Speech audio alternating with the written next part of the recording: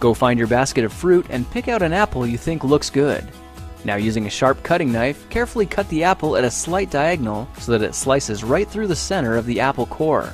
While we're here, let's save 2 of the seeds because we'll be needing them later. Now that we've got our 2 halves, let's take the side that still has the bottom attached and place it face down on a cutting board. We'll need to place 2 butter knives perpendicular with the top and bottom of the apple. Now we can carefully cut down along one side of the apple core until the knife bottoms out on our makeshift spacers, then use the spacers as a guide to gently cut in from the side. When the 2 cuts meet, you'll have an apple wedge that pops right out. And while we're here, let's cut a piece from the other side the same way.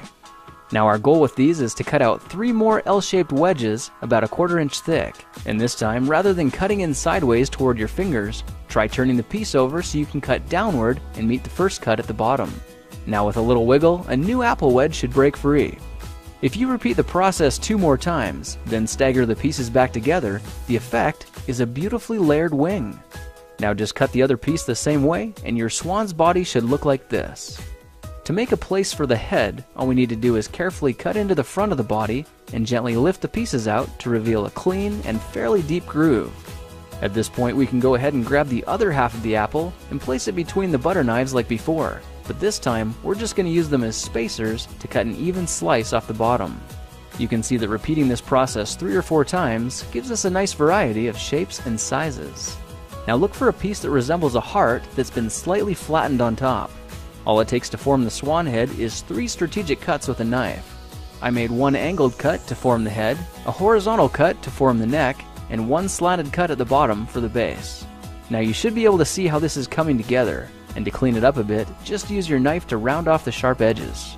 All that's left now is to place the apple seeds where you think the eyes should go, then use the side of a butter knife to press them firmly into position. When both eyes look good, simply drop the neck into place, and you're done. You've just created a beautiful and decorative apple swan. I spritzed mine with a bit of lemon juice to help prevent it from turning brown, then put it on display to show off for our dinner guests later that night. If you try using different apples, you'll get a nice contrast of colors, and every bird will look a little bit different. Well, now you know how to take any ordinary apple and turn it into a decorative and edible apple swan. If you like this project, perhaps you'll like some of my others. Check them out at thekingofrandom.com.